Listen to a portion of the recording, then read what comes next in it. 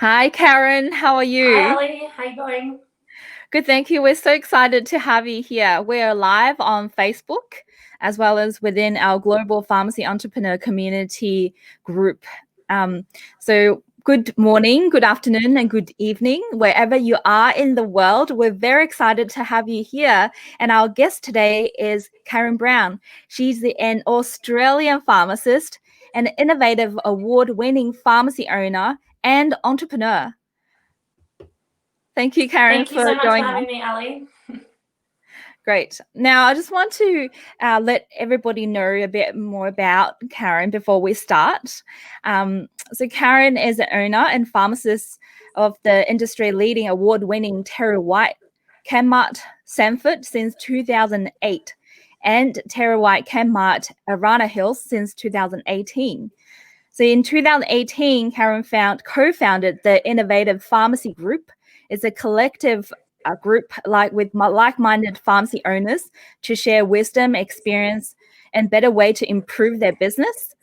And 2019, Karen, as a former Queensland Firebird Netballer, founded the Batch Tested. Well, we can't wait to hear about that. It's an Yes. online platform for athletes and sporting teams to have easy and safe access to accredited sports supplements, which is so important. Now, Karen also was awarded the prestigious TerryWhite Chemmart Pharmacist of the Year for her dedication to improve the health and well-being of her community. And the Samford Pharmacy has won the National TerryWhite Chemmart Pharmacy of the Year. The list goes on, so many awards and achievements. The last thing I really want to mention that Karen is also a very passionate, innovative pharmacy owner who believes our role as pharmacists, as community pharmacists, can spread beyond the four walls of pharmacy. And your vision is to redefine how people see our local pharmacy. And we're very excited to explore that, your passion, your vision for pharmacy industry. Yes. Now, Karen, thank you so much again for joining us. And so tell us about your pharmacy journey. How did it all start? Sure. It actually started as a 14-year-old. I was at a careers information day at school, and I knew I wanted to help people with their health. And I actually thought pharmacy looked like a pretty place to work. And I think back in what was the 90s kind of thing, pharmacies were the David Jones of pharmacy. And I was like, that looks like a really pretty place to work. And I didn't want to be in four walls of a GP practice, being a doctor or anything like that.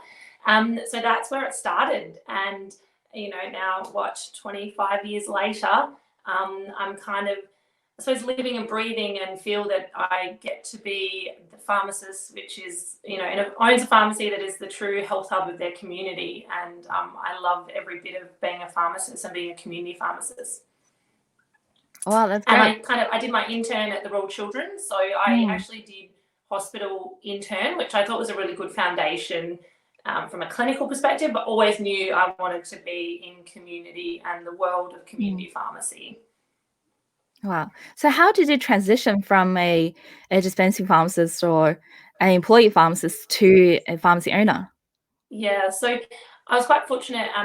My now business partner, Rod Garozzo, I knew him as a teenager through my parents, and he actually said to me at a family barbecue, he said, "You're going to work for me one day," when he knew that I wanted to be a pharmacist. And so when I finished my pre-reg at the Children's, he kind of approached me and said, "Oh, look, I've got a spot at one of my pharmacies. We'd love you to come and work there."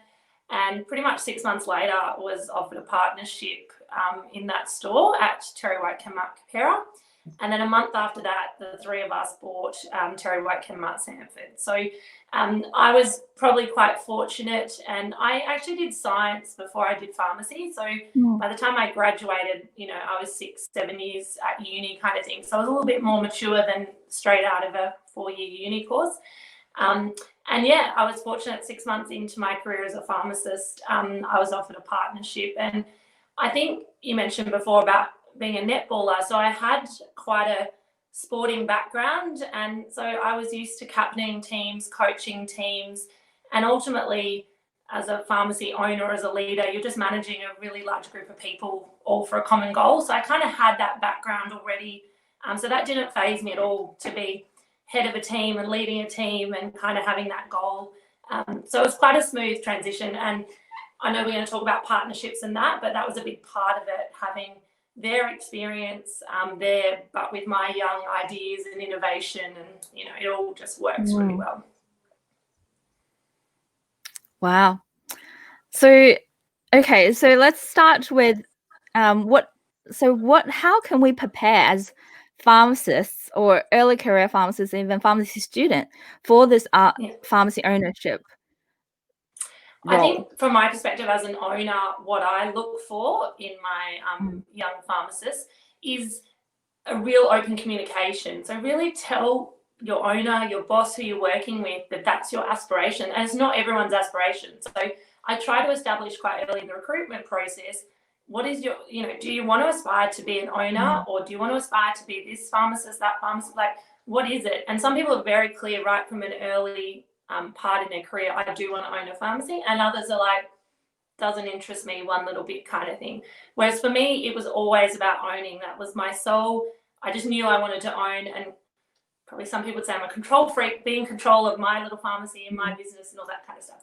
So really outline and communicate to your owner that you're keen to get into ownership, and how can they help you get into ownership.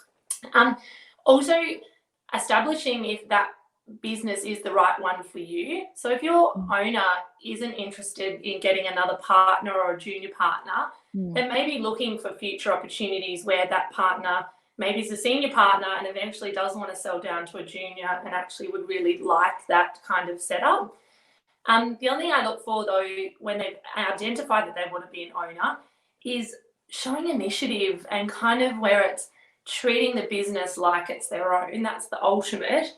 But really understanding and getting interested in the business side of it. What is the return on investment? I've got this idea. This is how I would market it. This is what equipment I would need to do it. This is the target group.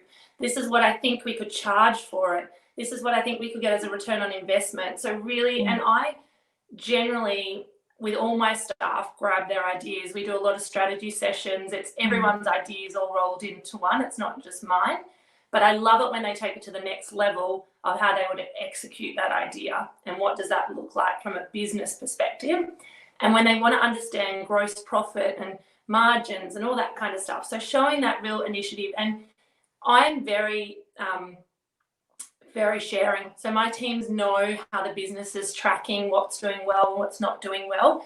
And I know there's a lot of owners that guard all that information, but I like my team to understand what's good, what's bad, what isn't, I'd like them to understand that side of it. And the ones that really take it to the next level, have got a bright future then.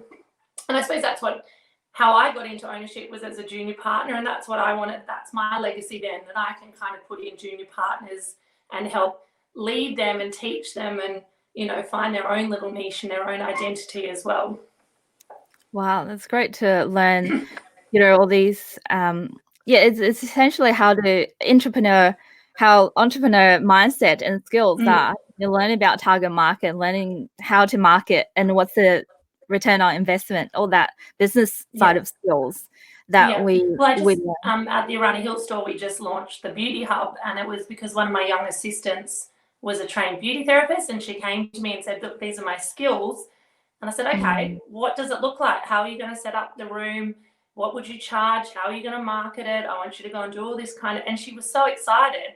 And she came back, she'd written a 2-page business plan of what she was going to do to see how this new service was going to work, kind of thing. So.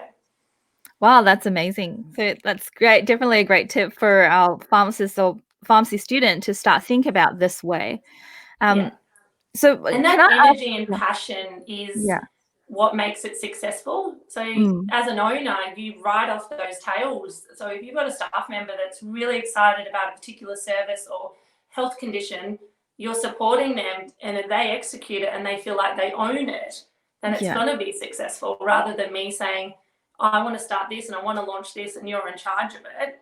Well, it's not really my thing, but okay, I'll give it a go. Whereas if they own the idea, they're much more likely to make it a success.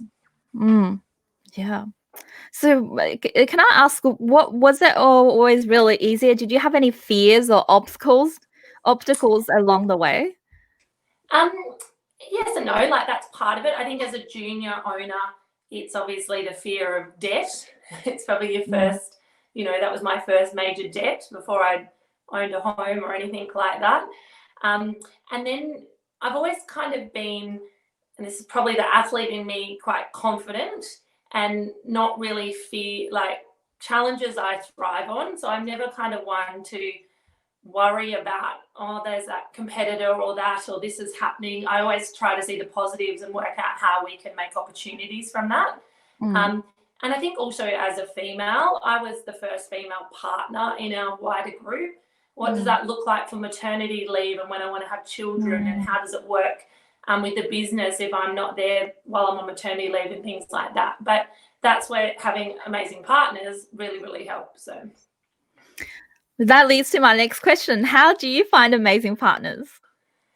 It is like a marriage, and I know a few owners have said that before, and it's really interesting. I've got friends that own their pharmacies on their own. All I've ever known is a partnership, and I love that, and that's how I got into it as a junior. I was very fortunate, as I mentioned with Rod, that I'd known him as a teenager, so I knew what he was like as a person, and I knew his values. And Blaine, I had obviously met when I came to Capera, so the three of us have been partners for 12 years, and you don't have to be best friends, but you definitely have to trust and respect each other and have great communication. And there's some horror stories out there with partners, so it's that you've got to really know that person, and because ultimately that partnership agreement is like a marriage. And it probably scares me when people go into new roles and they've known them for a year and then they jump into partnership with them. It's really about knowing them as a person and knowing that they'll always do the right thing by you.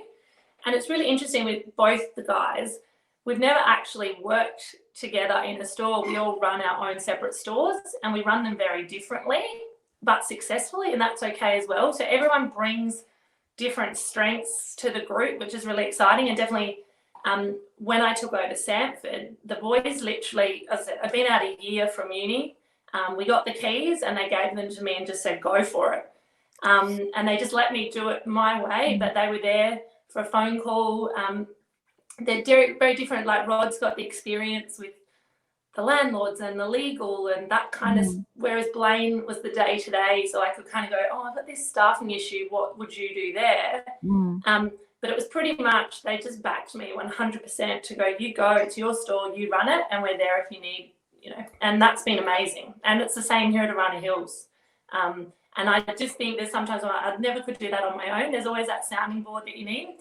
And also the good cop, bad cop. You can play that sometimes as well when you're in that partnership where there's a relationship you might want to, for one partner is really important, but you don't want to really, and say, I'm really sorry, I've got to get all three of us to agree on this and I just can't get my partners over. So we're just going to have to put that on hold for a little bit, but you still keep that relationship kind of thing. So, yeah, I couldn't imagine not being in partnership, and I'm very fortunate that I've got the two partners that I do.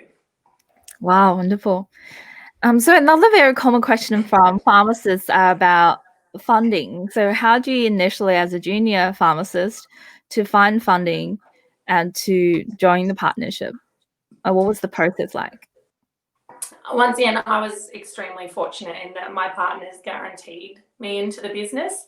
And that happens quite a bit where the senior partner may guarantee the junior partner, or there's equity in the pharmacy that's well established but I think it also, you start off with a small share. So as the junior, it's kind of, you got that small share, but it's also that incentive to work really, really hard and prove that you can do it. And then obviously really setting out your buy-in opportunities in the partnership agreement of when you'd like to buy more shares. And potentially there's a discount involved in that because of the work you've done as the working partner. So if you're going to run that store for 2 or 3 years and you set yourself some KPIs, you can then go back to your partners and go, well, this is what I've achieved for us as a partnership. What value is it that I'm now going to buy in my next share? So, and obviously if you've got the financial backing already, that's amazing. But I definitely think it's forming that relationship and definitely that senior partner, junior partner, because there's a lot of senior owners out there that are looking for that innovative young person to come in and give some ideas and freshen it up kind of thing. And then they've got kind of an exit strategy as well. Wow. Yeah, that's definitely good to know, from that perspective, that the senior creative pharmacists that coming on board. So my next question is, you not only you're a pharmacy owner, but you also have a number of different entrepreneur business on the side. So let's start with the Innovative Pharmacy Group. Yes. Well, I think we'll just go back a step. And I had Samford for 10 years till 2018, and that was my sole pride and joy. And then I feel over the last 2 years, I've really kind of expanded what it is in that entrepreneur area. And I think I was ready to take that next step, and hence bought into Arana. So managing 2 stores, having my leadership team in both stores, and really that strategy on the business kind of mindset, rather than necessarily spending my 50 hours a week on the floor as a pharmacist. That then led to the Innovative Pharmacy Group. I do a lot. I love the business side of pharmacy. And it's something that I often talk to school students about when they're looking at career options and that. And I was actually at a careers day for year 10s, and it was a health panel, and it was the doctor, the nurse, myself, and I think it was a midwife, and everyone wanted to be a doctor in the room. And one thing I spoke about was why I loved being a pharmacist, but that I also got to do accounting, do marketing, write newspaper articles. Like, I got to do all this kind of stuff in my business rather than just be a clinical pharmacist. So the Innovative Pharmacy Group is kind of our way of bringing the business world to pharmacy ownership, and ultimately bringing all these amazing owners together where we can share, learn, inspire, push each other to kind of be better pharmacy owners, to be better pharmacists, which overall as an industry makes us better as well. And then batch tested is something that literally came up about 12 months ago. And it's something about, I'm very big in goal setting, but you got to make sure when you set goals that you don't have a tunnel vision, that you do keep your opportunities open and keep those peripheries open. And obviously with my sporting background and being a pharmacist, I was being approached by some of my contacts in sport to help them access batch tested certified supplements and protein powders and all that kind of stuff. And then we met with, the Australian Institute of Sport and the Olympic Committee and those kind of things. And they're like, we need you to do this for us. And I was like, okay, let's just roll with it. And I have a philosophy that does scare some of the conservative people in my team, and that is build the plane while you're flying it. And while some people might I'm perceived as a perfectionist, it's not so much about it being perfect, but I've got really, really high expectations.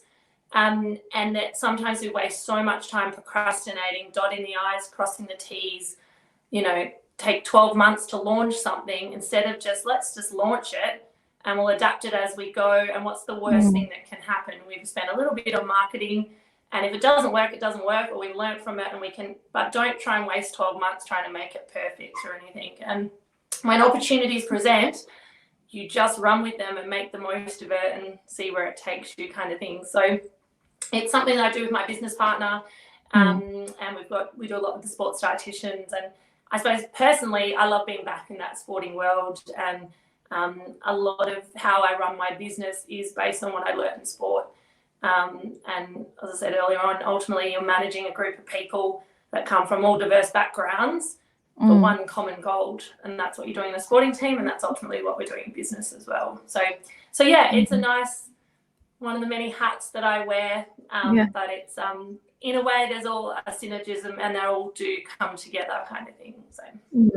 So yeah, definitely the last 2 years has been a lot about the business side of it and entrepreneurial, and just making the most of opportunities when they present, and probably not putting all my eggs in one basket. Great. Now, you mentioned that all your roles as an owner, as a team player, former athletes, as well as what you're doing now, it's a lot of managing people, working with people with diverse background and even from different country. Now we're in the global pharmacy entrepreneur community, all from different countries. So what's your tip or advice on communicating with different cultural background, different people, different personality in terms of, managing as well? Yeah, it's our biggest challenge. I think like everything, it's your biggest asset and your biggest liability, and it's trying to. I do invest a lot in personal development of my teams. I believe my role is to make sure they leave a better person than when they first started with me. And I think gone are the days when you think someone will be with you for 10 years, 20 years, 30 years kind of thing. You might only have them for 2 years while they're at uni doing law, and then they go on to be a lawyer or something. So I think if I can make them a better person, then I've done my role as their, I hate the word boss, but as their team leader, so to speak.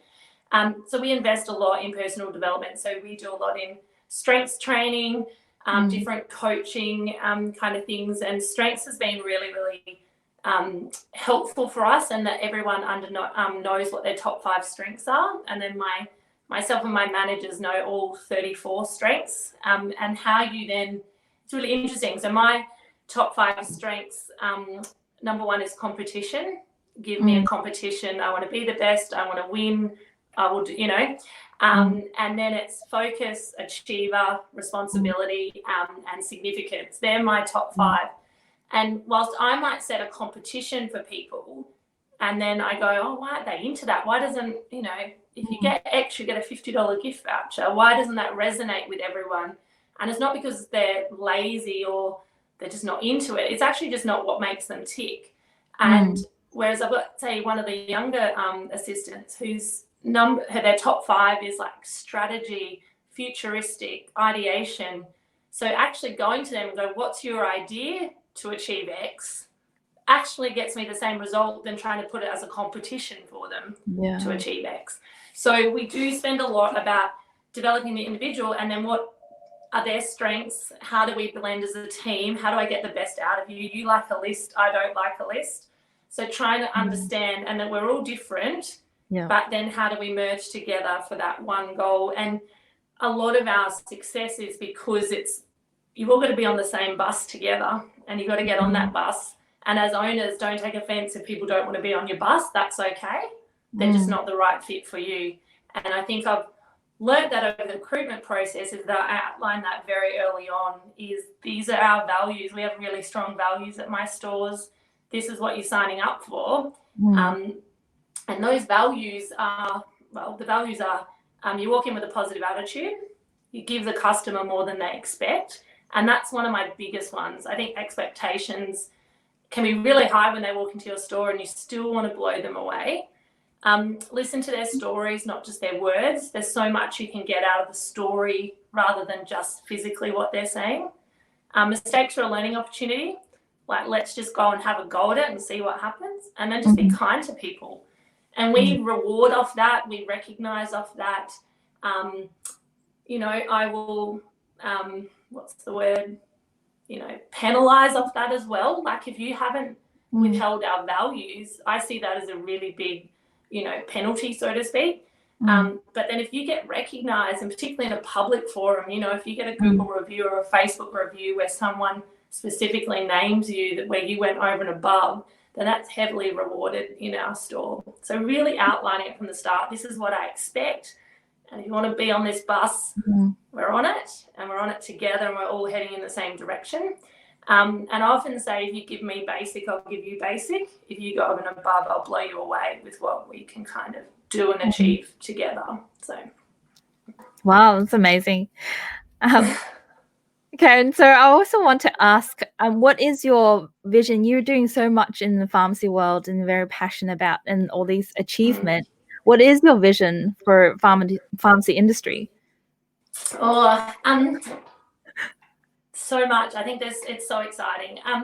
What is ahead of us? I see probably 5-10 years a really clear difference where there is the supermarket warehouse concept, but then there's that real health hub. And my passion is that redefining. I hate the concept that we are seen as a retailer that sells a commodity and it's kind of this box with a label on it that you walk out with. But what I'm really want us as health professionals is that we're identified as a health professional, and we're doing a lot, particularly in with my pharmacists. Now there's not necessarily dual qualified. I've got quite a few pharmacists that have I know you've interviewed Jackie, who's got a Bachelor of Nutrition. I've got pharmacists that are also credentialed diabetes educators. So that's a really niche market that people are getting into where they're dually qualified.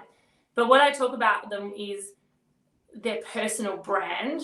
Like, what is it that I want people to treat a pharmacist no different to their dentist, their physio. Like, I want us as pharmacists to be seen as an individual health professional, and not just I go to a pharmacy and whoever I get, and I walk out with a box. And it's, the analogy is often with a script. You don't just go anywhere to get a script. The script is the end result of a lot of knowledge and a lot of experience that goes into producing that piece of paper at your GP.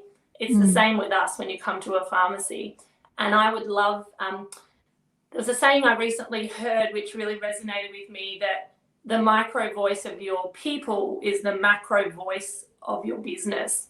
And that's what I'm working on with my pharmacists at the moment, and even my assistants, that they've got a personal brand. They're known as the natural health pharmacist. They're known as the diabetes pharmacist.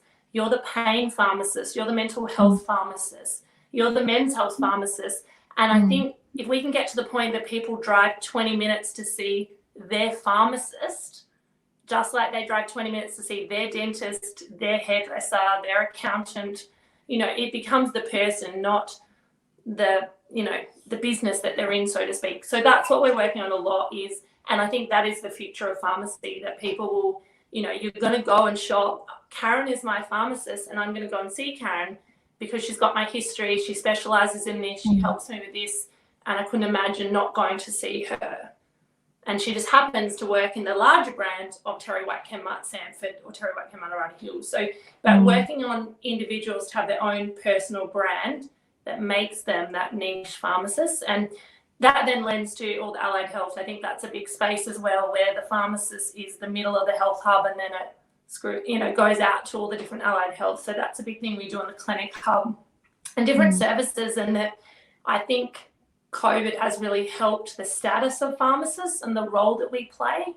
And I think that will just grow as our scope grows as well. And as we're identified as health professionals, not as this retailing shop front. Wow, wonderful. Great vision. I'm so excited for the future for pharmacy.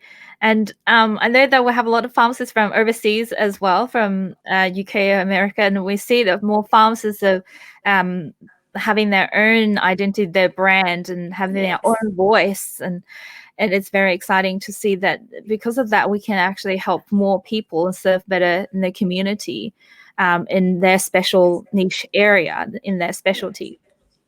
And I think that's why internationally we know their scope, in certain countries is far more than ours. And I think definitely that's where LinkedIn's been amazing, and you connect with so many international pharmacists and you see some of the things they're doing, and then you're like, oh, how do you use that device? Just because it's not common in Australia doesn't mean that we couldn't use that device in Australia and offer that service. And I'm very passionate about fee for service, and I think as pharmacists we need to value I think self-worth is our biggest barrier. It's not so much that the customers or the patients won't pay. I think it's us accepting that we're good enough to be paid for our knowledge. And that's something I definitely work on with my team, is terminology and how we can educate the general public, but get the confidence in ourselves that we are valuable and knowledgeable enough to be a paid service. So we do quite a bit in my stores that are fee for service. That's great. Yeah, I think that's the future model, and that general public can value, and they get more value out of pharmacist knowledge and more personalized. Exactly. Right. So our last question is, what's your advice for our pharmacy student or aspiring pharmacists? I think it's being passionate about that you are a health professional and that you're not seen as just I go to this shop and I dispense. You're not a dispenser. It's you're actually really passionate about. And I think I felt there was a trend towards hospital pharmacy because that was clinical and that was being a true pharmacist. And yet I am so passionate that community pharmacy, the sky is the limit in what we can do in clinical health services, and challenge the status quo. Like, don't just go with what everyone else is doing. And ultimately, that's why our stores are so successful, is because we're prepared to challenge the status quo and we're prepared to, build that plane and try something new. And if it works, it works. And I think the future is really, really bright for pharmacy, and to be a pharmacist. Oh, amazing. Thank you so much, Karen, for your time today. And we're very excited to learn about your background, your journey, and your vision for pharmacy. Thank you again. Thank you so much for having me, Ali. Thank you, everybody, for watching. So this is today's Pharmacy Entrepreneur TV. Feel free to comment below and connect with Karen and start a discussion in the global pharmacy community. Thank you. Bye.